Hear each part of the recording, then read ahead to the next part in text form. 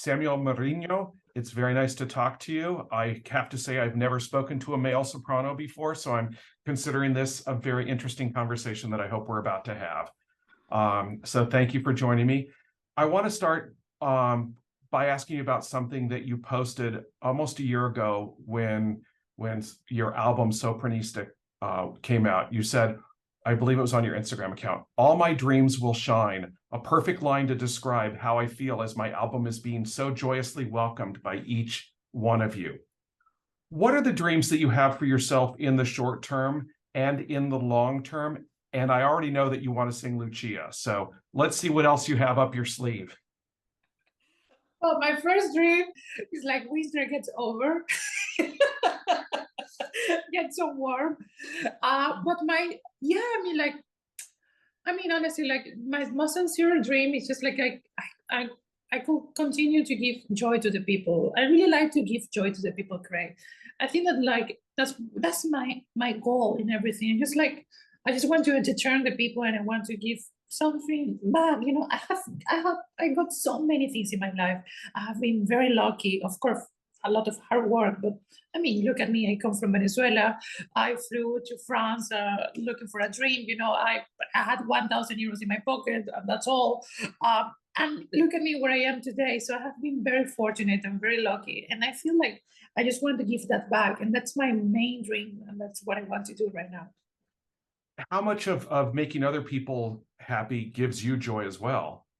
Yes, it gives me so much joy, really. Like, it's like my everyday food. It really like even with my partner, it's just like I like to make him happy. That makes me happy. I don't know. I like to take care of people. I like that. I really like that. Yes. Well, how does music allow you to take care of yourself? And because unless you take care of yourself, you can't take care of others. Yeah, well, music is like an instrument for me, like to heal myself and also to heal the others, because music is really transport me and like transport me to many other dimensions, like places that it's very difficult for me to describe. But it's just like places where I am floating, where I am flying, where I feel so many different things when I am singing and when I'm even listening music. And I just want to like bring the audience with me, like fly with me, fly like let's go to all these places. Or they take me also to those places with them, because sometimes it's not only myself who take them to travel. And sometimes I travel with them. You know, it's just even like even if I sing in the same area or something like that, sometimes the energy of the people, sometimes like what the reaction of the people take me to another level, to a different level, especially when there is like big silence, you know, like after I finish something and people are like, they don't clap, they don't do anything, just like stay inside. And that's quite a magical, a weird, very exposed as well experience. Now, your first album was on Orfeo Records, and then you have this new album on Decca Classics. At any point, have you been back? Have you had a homecoming concert or anything in Venezuela? Yes, actually, just before COVID, I had 2 concerts in Venezuela, and I was so nervous because you know it's my home country, and it's my culture, it's my people. Even if I moved very early to France, I have been living in Europe for 10 years already. So, I cannot lie to them. You know, it's just like sometimes I am making one concert after the other. I cannot be sometimes truly concentrate to everyone and just want to give something to the audience. But with Venezuelans, I just cannot pretend anything. I just have to be myself. And I was so nervous, really. How did you feel at the end of the concerts? I feel empty, to be honest. After the end of the concert, I feel quite empty after every concert, to be honest. But this one, I was like, I feel very empty emotionally because they give me so many emotions. Like the audience, like they were very happy that I was there. But after it was like, you know, sometimes it's not easy to take all these kind of things.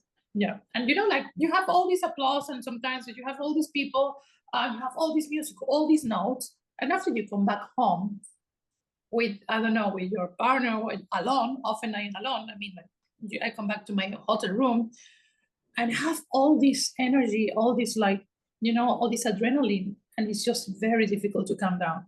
That's why one of the reasons I have a dog with me. I have my dog travel all the time with me because she really set me down. You know, she told me like, come back to me. You have to take care of me. You have to walk me. You have to do normal things. So is Leia a princess? Yes, she's a princess. She's almost like Carrie Fisher. She has to do macarons there. Now, in the press release that Decca Classics put out at the time of your signing and announcing the album, they said Mariño has been contacted by a number of musicologists eager for him to try his hands at arias written for male sopranos that had been neglected for centuries. Has that process continued, and what, if any, discoveries have you made about this forgotten material? Oh, every day. I mean, like this process, like, I mean, I just like made an opera 2 weeks ago, I think so, in Berlin. An opera from ground. It's called Sila, and it's the first time that the opera have been performed since the creation. That means like, I don't know, 300 years ago, something like that. It's a very difficult process because very often the castrati arias have been written by very like tailored, you know, by the voice, like if the castrati was like high, or the castrati was like high and low, so the composer really take advantage of every single capacity of the singer. So sometimes I don't have this capacity. Very often, actually, I don't have these capacities. So I just have to transform the arias to myself. I just have to put the music to Samuel Mariño, like tailor the music to for me. And it's not an easy job. Sometimes even I would say not healthy. Why I say not healthy? Because sometimes it's extreme. Very often it's extreme repertoire. Sometimes like you go super high, you take like no breathing, you know. I always take, for example, like Cecilia Bartoli, you know, when you look Cecilia Bartoli career, I think that she released her first album dedicated to this music, this forgotten music, the castrati. I think it was Opera Proibita. And I think that she was over 35. She was like 38, something like that. I think that you need a solid technique to sing this kind of music. So yes, I do like to discover and to get people tell me, oh, let's make this kind of thing. But I more and more often I very look at it very carefully, because I see how my colleague countertenors from another generation, they end their career mostly like 42 or 45, early 40s. Yes, I would like to keep my voice healthy, you know, and I would like to keep my instrument healthy, and I think that choosing carefully, even if it's castrato, is the main thing for me. Right. You know, there are people who don't understand that there is a difference between a countertenor and a male soprano. Do you get tired of having to explain what that difference is to people? No, because I just say, when people don't understand, you say like, darling, I just sound like Mariño. I can sing whatever you want me to sing. I mean, no, whatever you want me to say. Oh, sorry. I just can make an effort like to make the best of me, you know, and I don't understand even very well what that's mean. Like, I don't want to understand that well either, because I mean, like, it's like, I don't get tired. I mean, like, I think that Einstein said, like, we are all ignorant, but we don't ignore the same things. Well, for anybody who might watch this interview, I mean, you know, a countertenor is able to use a falsetto, and a male soprano genuinely has a chest voice. Yes, I always say, like, my falsetto sounds like Mariah Carey high notes. Yeah, but Mariah Carey can't hit those notes anymore. Yes. Yeah. Not that we're casting dispersions on Mariah Carey. I love Mariah Carey. But that's just what happens as you get older. You can't do what you used to do. And it's naturalized, but biological. I mean, like, we are all like that, and it's beautiful sometimes. I mean, it's just part of life. It's nice to get older and to change. You know, it's just, you have to change, and you have to explore new possibilities with yourself. Right. Now let's talk a little bit about the work you're going to be doing with Camerata Pacifica here on the West Coast. You'll be doing works by Bach and Pergolesi. Baroque composers were really adept at writing for male sopranos. It wasn't something that was abnormal. What did they know that you wish composers who followed them, or even contemporary composers, could know about what it is to write for a male soprano? Who I think that today, I mean, like on the time, I don't know, to be honest. I mean, like, I don't know what I think. As I say before, I think that on the time, like they just like write to the voice. But I think like if I would like to work with a composer from today, but I would like me to work with him for more about. I am very text person. I like to know what I am saying. That's what I like a lot this Bach cantata, because it's a lot. There is a lot of text. It's beautiful. The cantata. Well, first of all, the cantata is one of the few ones that he wrote in Italian. I think the only one he wrote in Italian. I don't want to say a stupid thing, but I think so. It's beautiful. It's beautiful. It's super operatic. It's very, very beautiful and fits very well I don't know my voice, but fits my personality. So, and that's what I would like. That's what I would like to work with a composer. Something that can fit our personality and change our art together. That it will be like water. Like Niagara Falls. Like only water going, like doing these kind of things. That's what I would like. Yeah. Well, there are contemporary composers like Nico Muhly and John Corigliano who have written, new works in the last 5 or 10 years, specifically for countertenors. Countertenors seem to be embraced now in a way that they weren't even 20 years ago. You've got Anthony Roth Costanzo, you've got Yeston Davies, and others who are making a name for themselves. What do you think will need to happen for contemporary composers to start considering the male soprano? I think that they will like it, because we have all this extension, and we are used to, as I say before, we are used to seeing this castrati thing that they are so extreme. So I think that they would have a big white paper with us, just writing whatever they want. Yes, I think that there will be and I think that male sopranos is it's quite new. We are not that many today. I mean, it's quite rare. It's still quite rare. So, yeah, I mean, it will come. Yeah.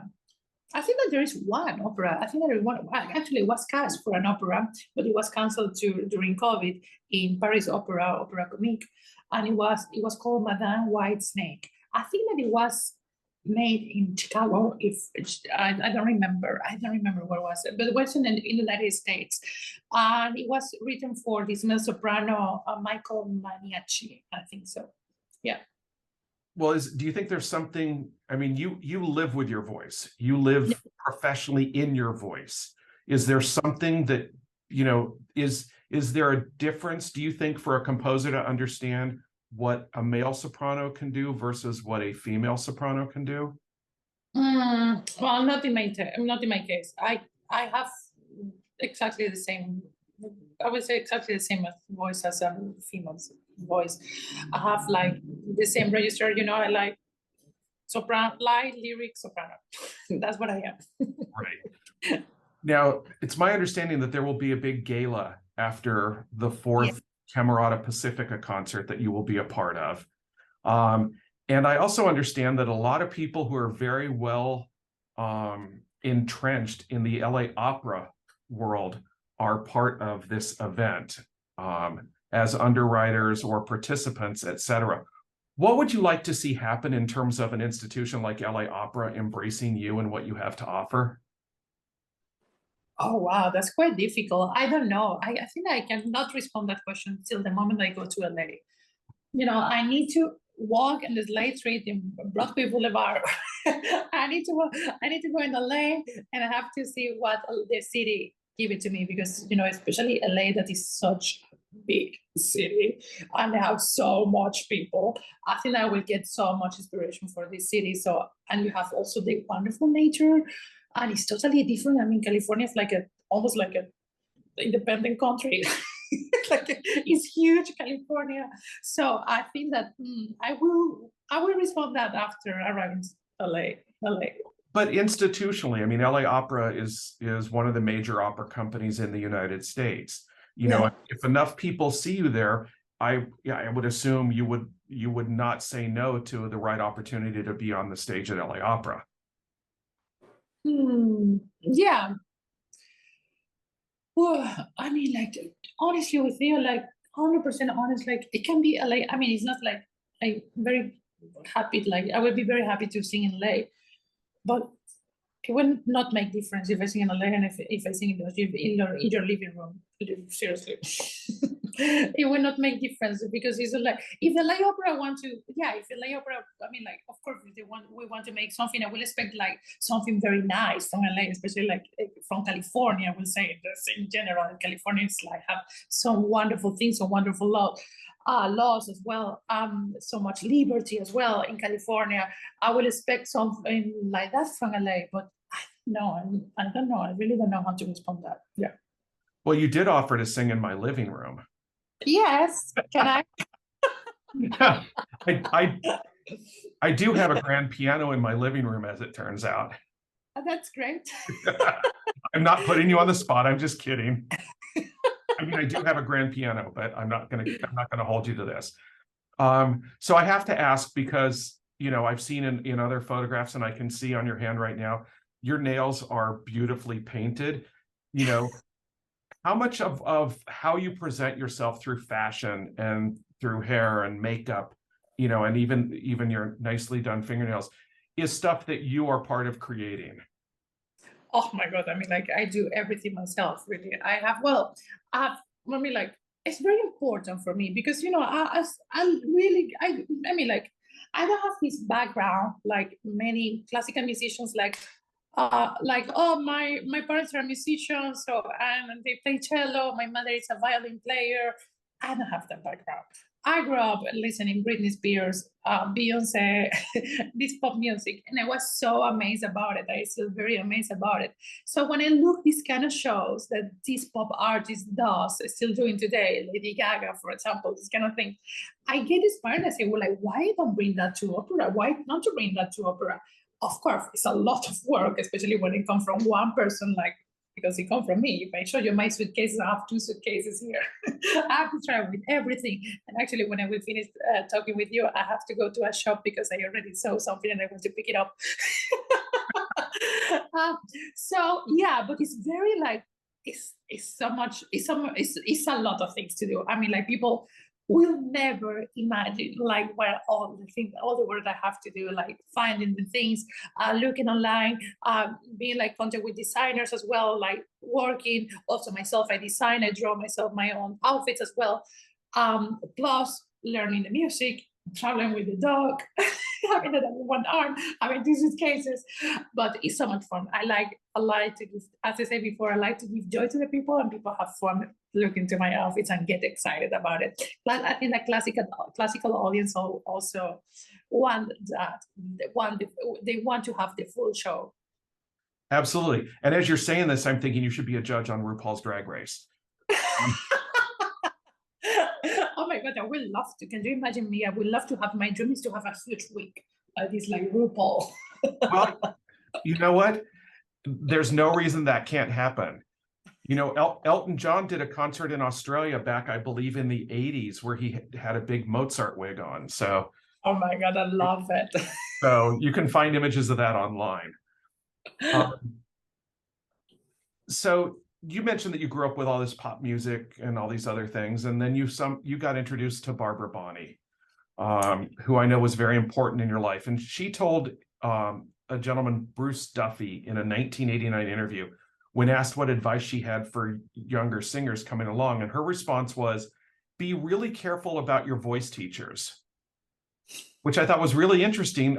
You know, what made her the right voice teacher for you, and what did you learn from her that has most resonated with you and you think will guide you through the rest of your career? Oh, Barbara, I mean, today we are very good friends, Barbara and I. And Barbara teach me how to sing with my real voice. You know, I remember the first exercise that Barbara made me do, like when I arrived to her, it was like just singing and speaking. So it was like, hello, my name is Samuel, and I like to drink Earl Grey with milk. And that's how I start everything, just using my natural voice, because, you know, like opera singers, I mean, like each one has his style, but sometimes it's just like you have to put like all this vibrato, all this space, all these all these things over your voice. and after we cannot listen like the real things of the voice, and we can recognize, we cannot make your voice like unique, you know.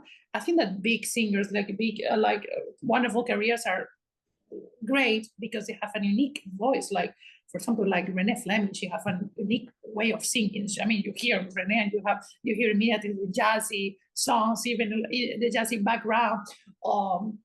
So many singers, I mean, like so many singers have Cecilia Bartoli, you hear immediately this silver color in her voice. Jonas Kaufman, this like tenor, like it's not a real, it's like a mix of tenor, very dark tenor. So Barbara really teach me how to find my own color. And she told me, because you have to be sellable. We have to sell you. If you see like everyone else, you will be perfect, everyone else. And she was right. And also like Barbara, I mean, like she teach me also how to, I mean, she makes so many recordings, like she teach me how to sing correct, like the Baroque style, also Mozart. The most important as well, like Barbara, I mean, she had so much experience as well in the business. Like she also teach me how to behave and in rehearsals, how to like taxes, for example. She gave me advices, something like that. So that is very important in a singer career, you know, like all these little things that people don't believe that we do, but we also do all these kind of things. Well, and as a friend, I will call her my mother or something, like my musical mother. She also reminds me like singing pays your bills. Even if your passion, it pays your bills. So have a life also, take care of having a life, take care of constructing your own life and taking care of your life. Because sometimes since it's our passion, we say like, oh yeah, I love my life, I love my passion, etc. But we have to remember like it's our job as well. And Yeah. how do you find that balance? I mean, you're relatively new into your career. You know, it's not like you've been doing this for 20, 15, 20 years. You're not old enough for that to have been possible. So how do you strike that work-life balance? I'm still searching for that balance. I haven't found completely that balance. It's very difficult to have a relationship with me, for example. I am constantly traveling. And when I'm at home, I just like want to sleep. um, so I haven't found the balance, but I must say, like, my dog helped me a lot.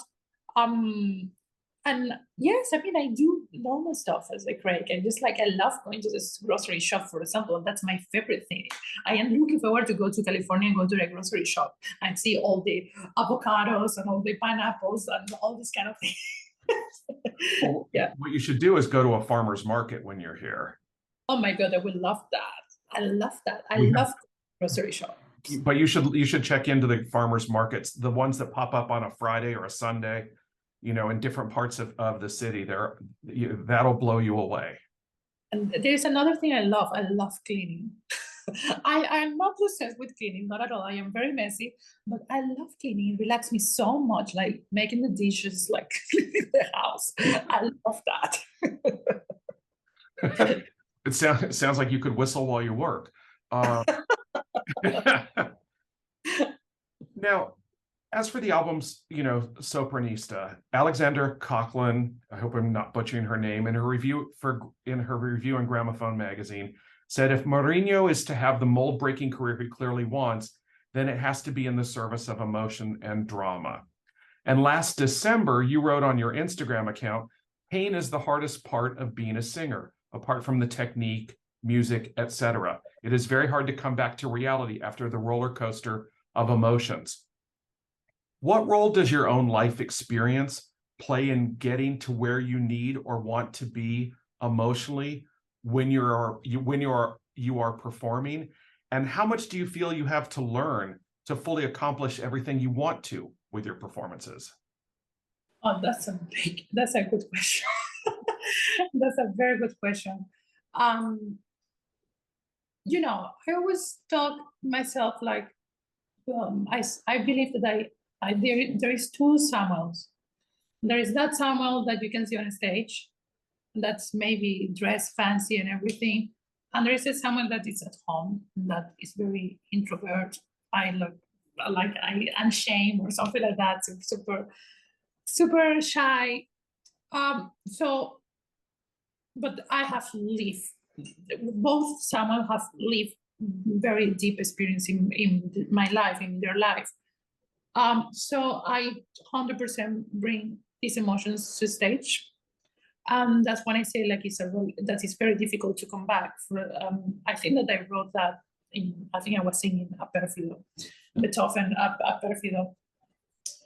It's a concert aria that is it's a woman who wants to kill herself. It's for love, and I am also living in this society. I am part of what is happening today in the world. I am part of climate changes. I am conscious of climate changes. I am like typically my generation, this millennial generation suffering of anxiety because of climate change, for example, these kind of things. So I don't live in a little bubble, in a little pink bubble. So it's impossible for me to say something and don't relate it what I am living today or what I have lived in my past. My past is what I am today. I am what I am here. I am Samuel. Like you are talking with me because of what happened before to me, good and bad. And I have a wonderful memory. That's a bad thing, a good and a bad thing. I remember every single detail, even like it smells. This kind of thing is crazy. Sometimes it's crazy. I have a wonderful memory. So yes, I mean, like I bring that to stage. It's not easy. It is not easy. It is very risky. I take a lot of risks because as I say in that post, it's very difficult to come back. I say like that was part of your past. You are not there. You got me? Mm-hmm. So it's very intense, but I want to do that because, well, first of all, I cannot do other way. This is the way I can do it. I have to be sincere to the audience. And second of all, I also want to talk with the audience. I want to make the audience feel with me, have the pain or the joy with me, because I want that I want to make them feel accompanied with me, like I am their friend, that I am with them, that we are together. Because I am not the only one who is like living these kind of things. I mean, like I am just one of like everyone, and I just want to say to them, like we are together, we are living this together. Well, I find it interesting that you were singing an aria about a woman who wants to kill herself, because that's good preparation for Lucia.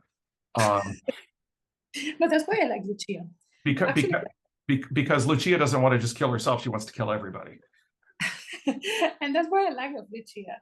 I found Lucia very interesting. I mean, musically, well, I mean, like Istonizzet is a wonderful dramatic music. It's not. I mean, it's bel canto. Let's face it. It's very bel canto, so it's not like it's beautiful music, beautiful melodies. But what I like the most of Lucia is the states of like mentally states that she go through the whole opera.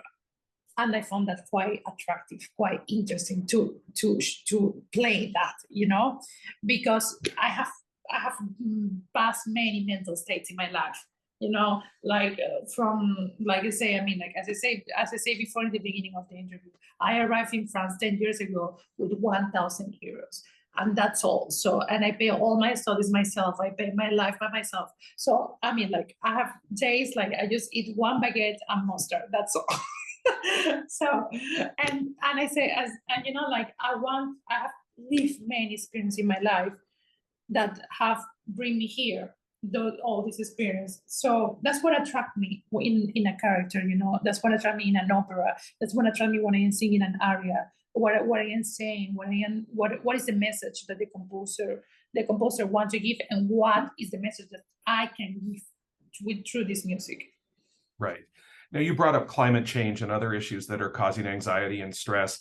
At the same time that I think you are wonderfully expressing yourself freely and without hesitation, the United States and multiple countries around the world are creating false narratives about LGBTQ, plus people, drag queens, transgender, because there's always an other. There has to be an other that people can pin their frustrations on. What would you say to those who question your otherness and your right to express yourself the way you want to? Oh, wow. What I would say to them, be happy. Be happy. Make and don't like just respect the others. Um, I don't like the word tolerant. I don't like that. I don't like to be. I don't believe that people should be tolerant. I mean, tolerant to what? I think. I think that they just have to. We have to respect each other, and we have to respect the difference of the others, and we have to embrace the difference of the others. Like for example, people, countries like United States have been created with immigration, all this kind of thing. America, the full continent of America, and today Europe is so much mixed cultures. So we have to embrace all that, all the difference, and we have to just like learn how to love it. Learn how to appreciate them, learn how to live with that. We do that every day. Come on, we do that every day. Sometimes like they change like the brand of the milk in the supermarket and we cannot find it anymore. We buy another one. We don't like it in the beginning, but we get used to it. That's all. It's not a big deal. It isn't, and you're right about it shouldn't be about tolerance. It should be about respect and acceptance. Yeah, and acceptance. Yeah, and acceptance. And you have as we accept each other, our difference. I mean, like you're white, blonde, I am not white, and dark hair. This kind of things. That we accept each other. We respect each other. We are over that. We are more. We have something here called brain. We are more interested in what we have. We are thinking what we have to give to the other, not only how we look or what we love or something like that.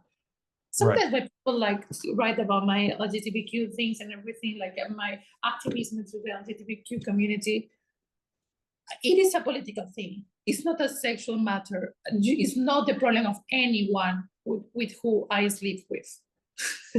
Maybe, but it's a political thing because I don't like when people are unfair to the others. And it's not only about the LGBTQ, I'm talking also about different skin colors. So this is like more than that. And because for example, in opera, for me, and I mean, I know that in America it's much more mixed. I would say, I don't know how to use the right vocabulary. I will do as much as I can in English. That is not my mother tongue. But I know that in the United States, opera is much more mixed than in Europe. Because in Europe, I mean, I have to be honest with you, 98% of my colleagues are white. And they are white, they are completely white, and maybe 70% of the audience is white, And I would say, like, why? Sometimes I say to myself, why I am the only one who comes from that? It's not like that. It's not. It's something. There is something wrong.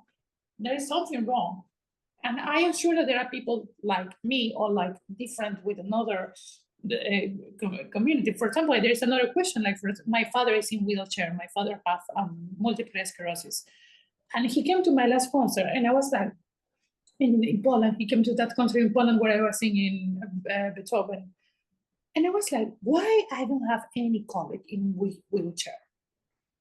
Why I have never seen with someone like is in wheelchair, or like someone like is blind or whatever, like I think that this opera, this classical music, everyone has his place here,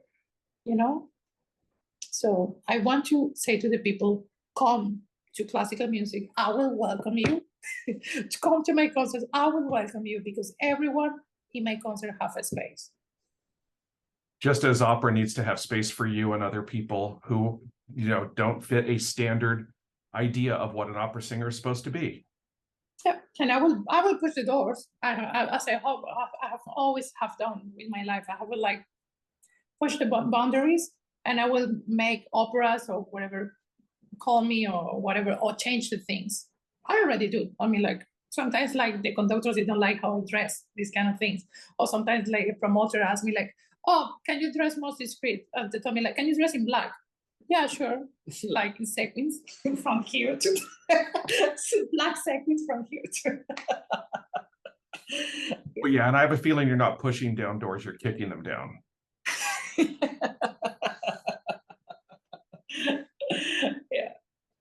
Well, I've really appreciated your time and I've really enjoyed the conversation, Samuel.